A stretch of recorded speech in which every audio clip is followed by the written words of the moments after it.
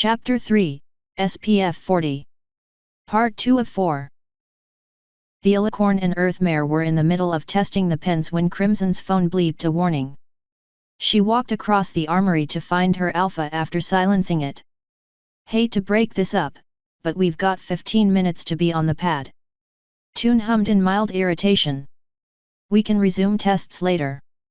She replaced the pens into their pocket. "Thank you again for the equipment, Pack Rat."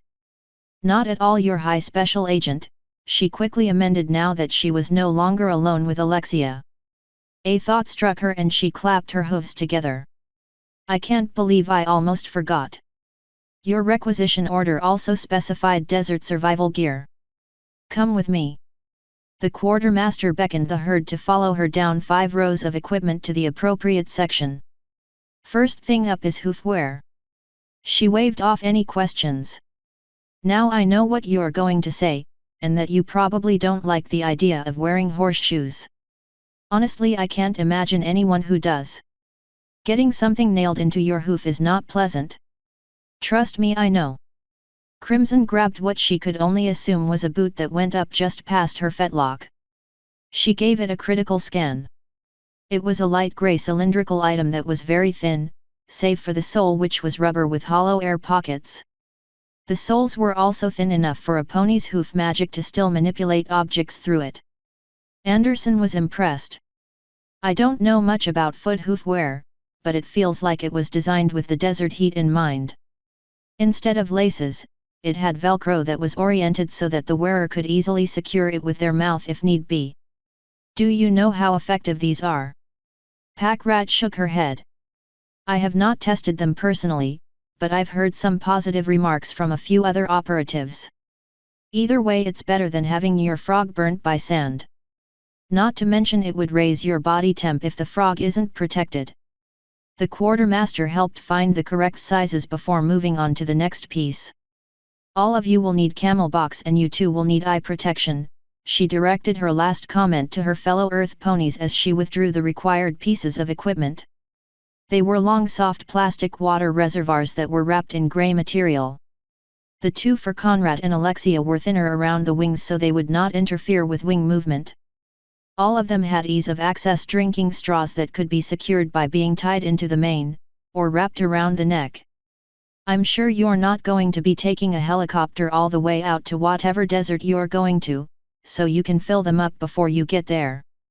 Pack Rat tapped her hoof on the ground as she gave it a second thought.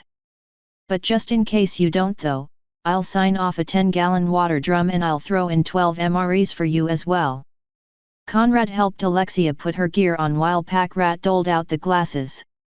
"All of the eyewear is glare resistant and darkens in bright light." Once everyone was situated, Pack Rat gave everyone's gear a once-over. She checked to make sure all of the straps were tightened, the onboard enchantments were functioning properly, and that the camel box didn't have any leaks. That should account for everything since you're packing light.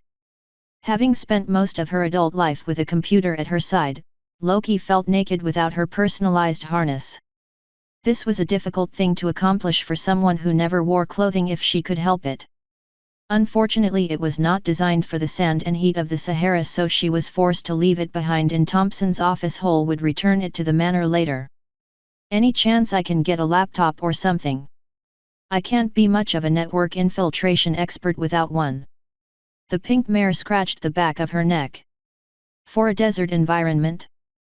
I can't guarantee if it'll survive the heat and sand," but the quartermaster ran over to a small collection of sturdy laptops, picked one and then brought it back over.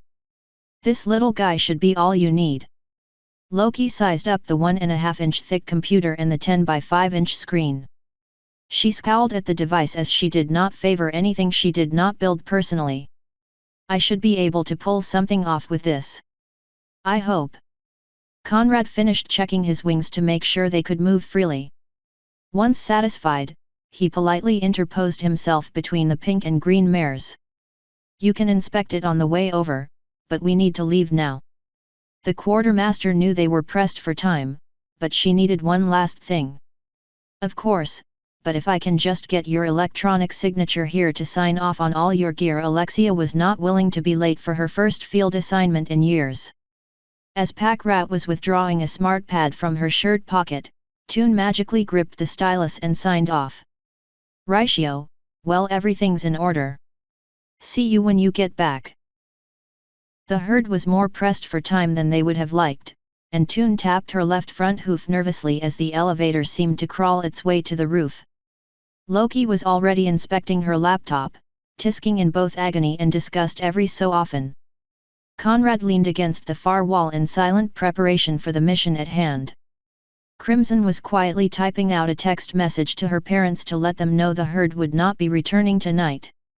The Silver Princess was frightened at the prospect of the coming days. We've been so lucky thus far. But what if one of us gets hurt or dies? Toon cast a worrisome glance at her mates, careful not to arouse attention towards her souring mood. She took a slow calming breath, but it only seemed to exaggerate her fears even further. We've lived together for so long, I can't imagine life without them anymore. Hell, how am I going to live for hundreds of years after they die of old age and I still? The azure-haired alicorn looked at her near-perfect reflection in the elevator doors.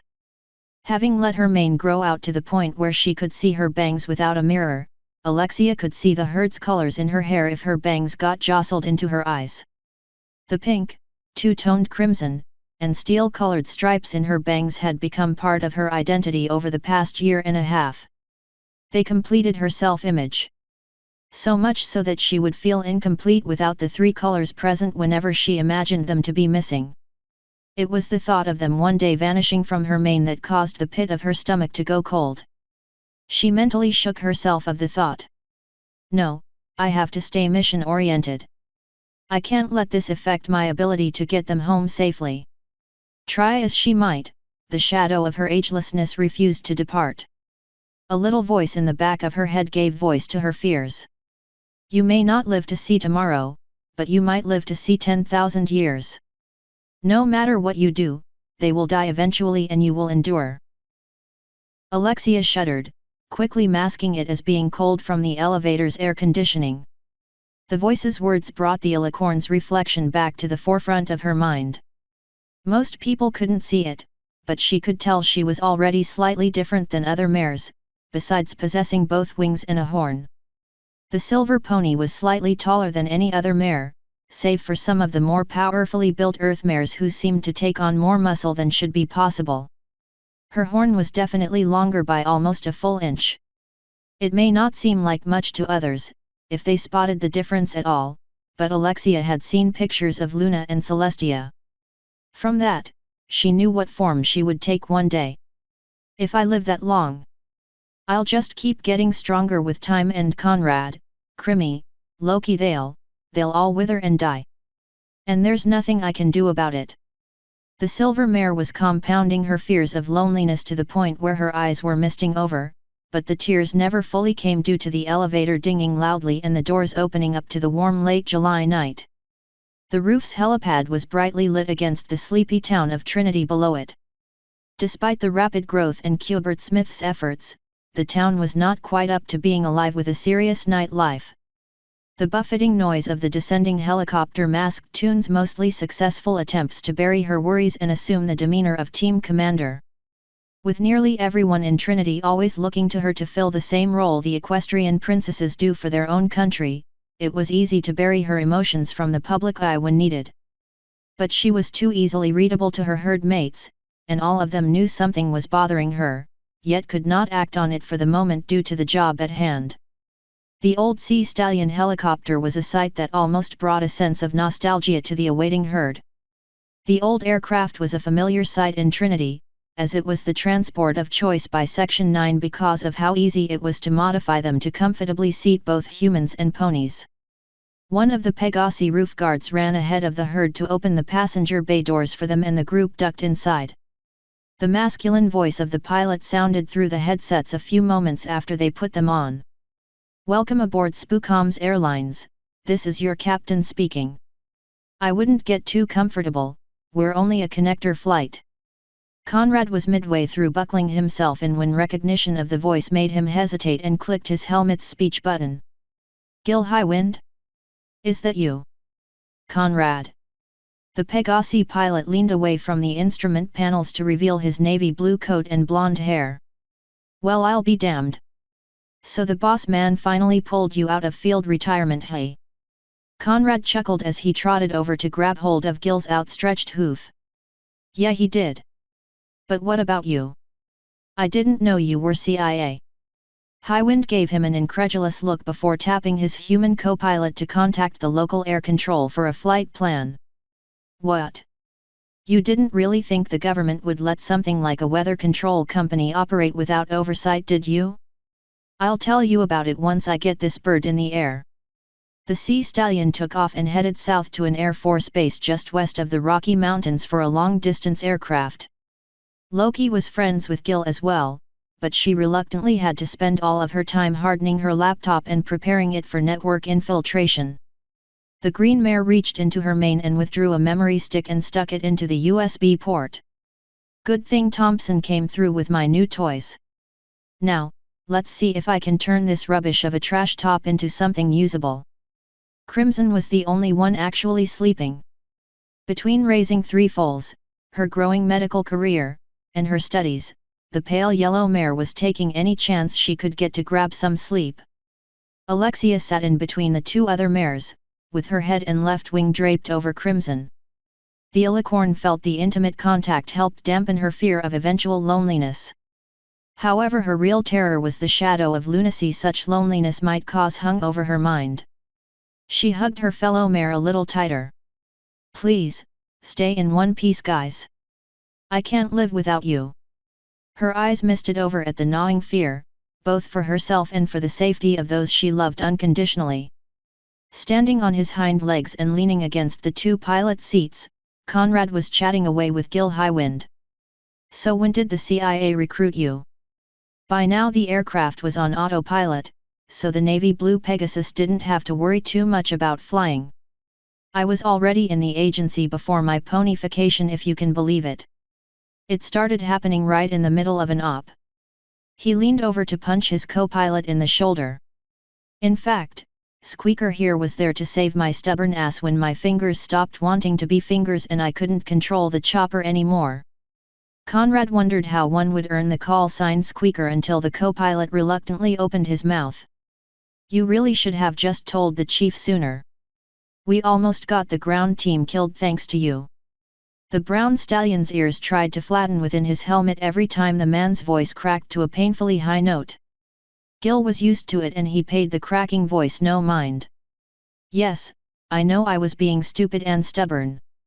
But anyway, when I presented my book on weather control, I traded my time as a weather technician to get my pilot's wings back." Conrad was sad to hear that. The 2 of them had started the weather control company with the thrill of bringing a new frontier of both business and science to Earth. The last Conrad knew, that sentiment had never faded from either stallion. "I was under the impression you loved your weather job. You're not going to quit, are you?" Highwind slumped a little in his chair and stared out into the black night for the longest time. His answer did not come for a solid minute. "Con, switch to channel 2. Both ponies did so for privacy. We've spent enough time together to know each other well enough. And you know as well as I do that we Pegasi love to fly. Hell, love is too weak of a word. We were created to fly. It's in our blood." He shifted position so he could flare a wing. "I know you can feel it. We're in the air, but not under our own power." Conrad felt his own wings begging to fly. It had been over a year since he rode in an aircraft, and that made his feathered limbs fidget even worse.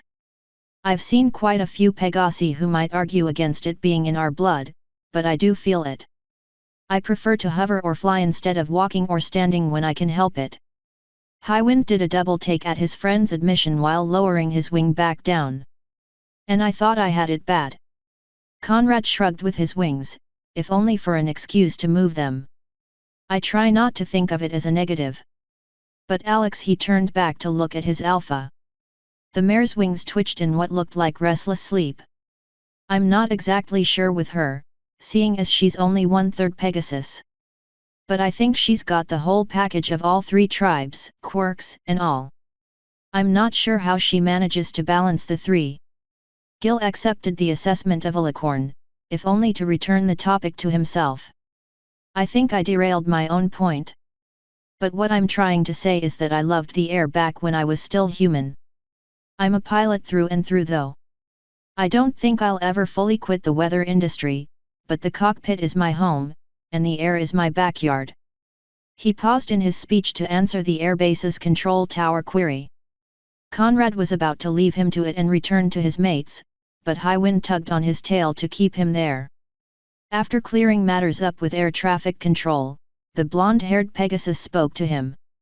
I don't think I could ever fully quit the weather business. But I will always answer the call for a needed pilot. The brown stallion found the causality of Gil's last comment a little off. He's not one for random speeches. Before he could inquire further, the helicopter was nearing the pad and Conrad had to retreat back to the passenger compartment. He found that only Loki was still awake. When the helicopter touched down, she woke up the other mares after putting her laptop away.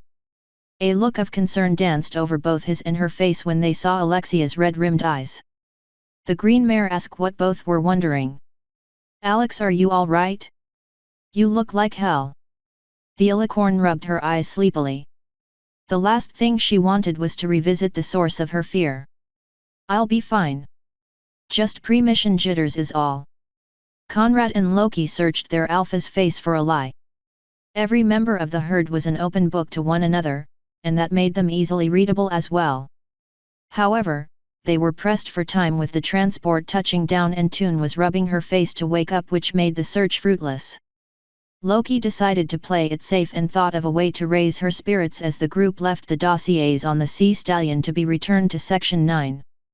I totally understand, she said while bumping Alexia to her hooves and nudging her down the ramp with her forehead.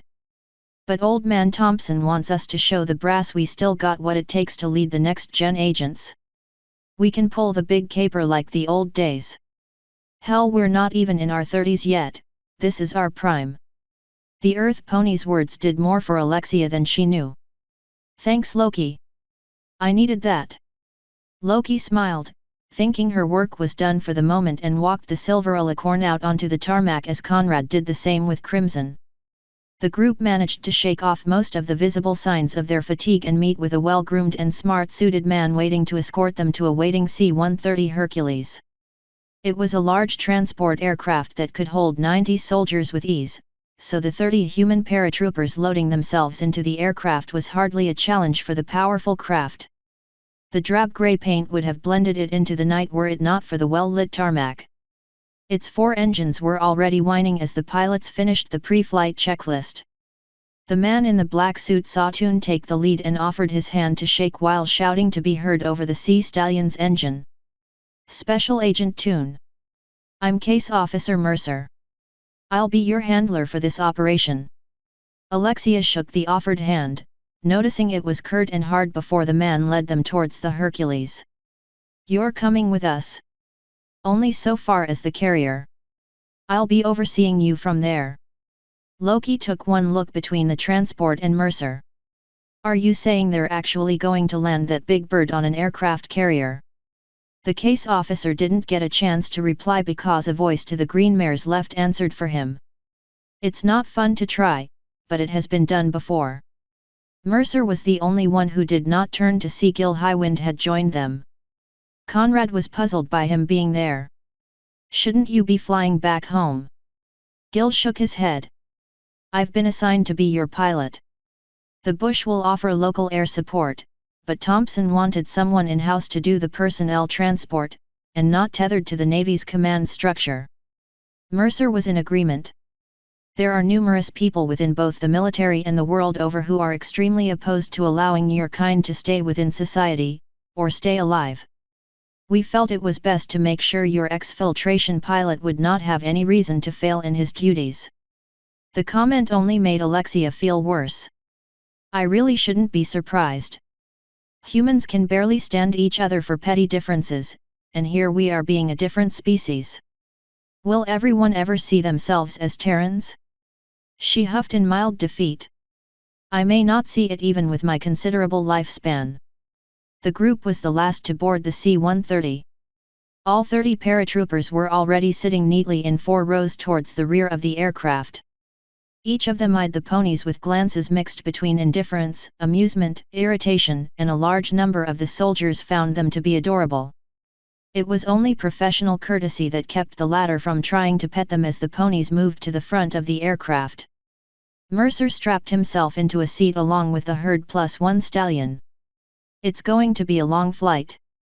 I suggest you get some rest. We'll have plenty of time to go over the mission parameters in the morning. Crimson's fatigue returned in full force. Sounds good to me.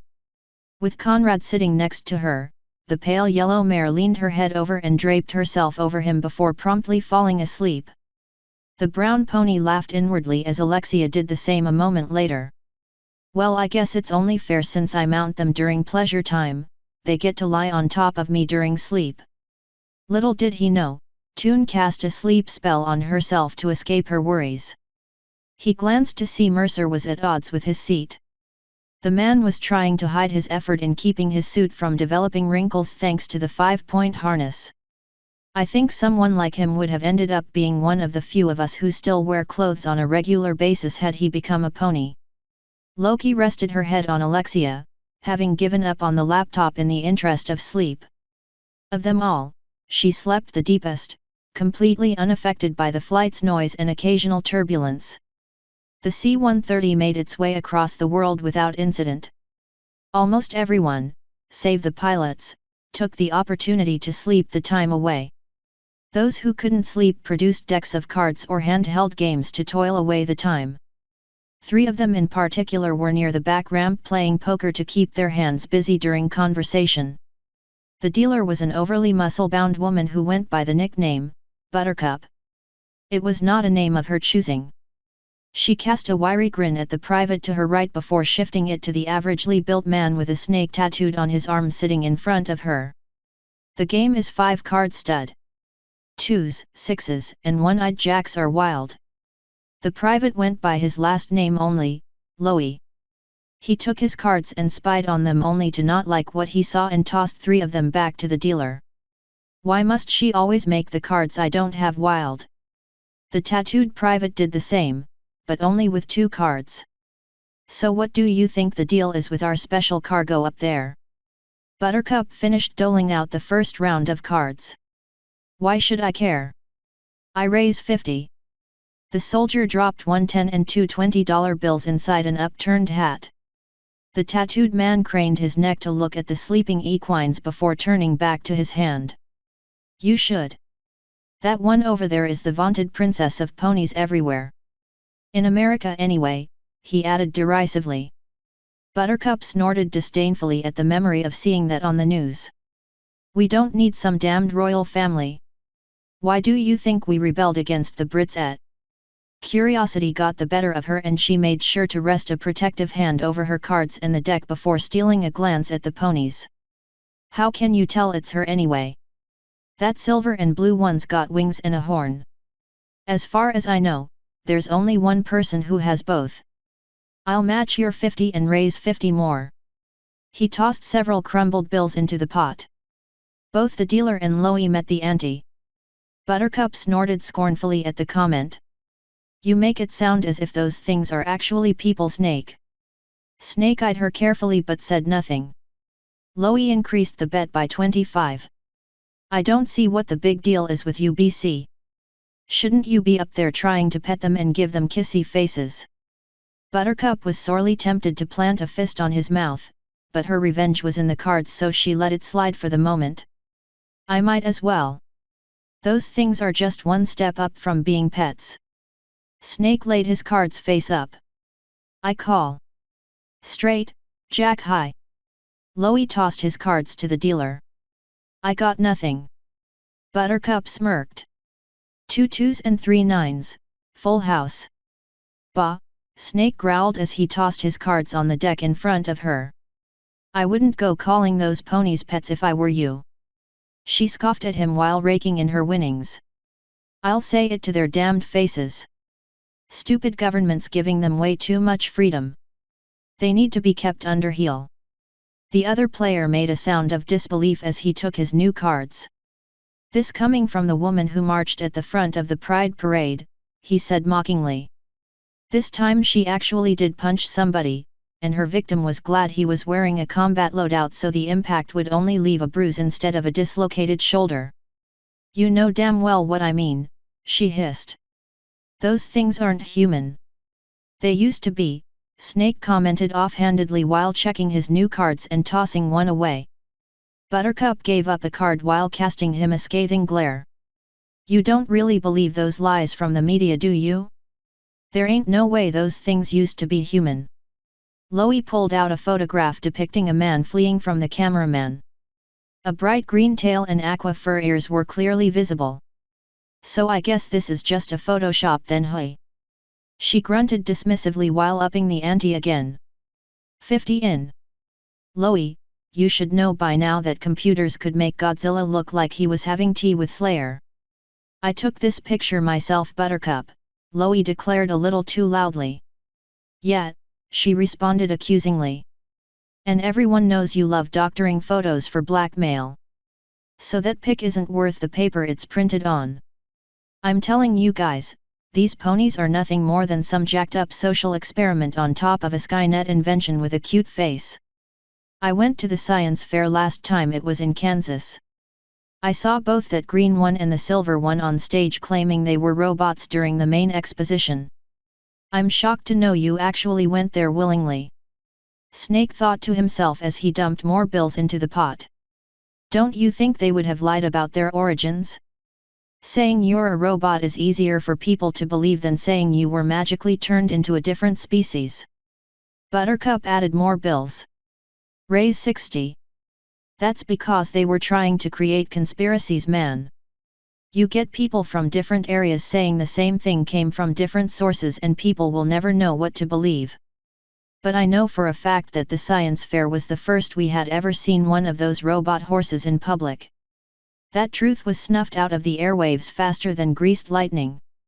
I even had all of the video from my computer erased. I see you, and raise another 20. Loie dropped more bills in the pot while giving Buttercup an admonishing stare. You could just ask them. She met the ante. Lot of good that'll do. You saw that suit they were talking with earlier. I bet the spooks made sure they were programmed to lie about it all. And I'll tell you another thing. That silver one didn't have wings when I saw her at the fair, nor on TV with Fitzgerald. There's no way a flesh and blood creature just up and grows wings like that. I'm telling you she's a robot that got upgraded for obeying her masters. Snake looked at her as if he was beholding a moron. Or it could be magic. She returned the expression back at him. You're not going to tell me magic is real, are you? I guess you still fantasize about Hermione and... Say another word, and I'll tell the company about the layers incident. Snake very calmly interrupted her. Buttercup snarled at the prospect. You wouldn't dare. The nearby lieutenant was sick of the conversation keeping him awake. The droning engines were possible to ignore since they were a constant sound, but the talking was highly disruptive to him. He bent around the center aisle to stare them down. Save the bickering for tomorrow night or I'll have the three of you swimming laps around the bush. A round of affirmatives silently rang out from the players and they packed up the winnings and cards. Buttercup flashed Snake a "this isn't over" face before trying to grab some sleep. Snake brushed it off and tried to catch some sleep. Loie took one last look at the ponies. I'd still like to get a chance to talk to one of them before making any real judgments. **. End of part 2.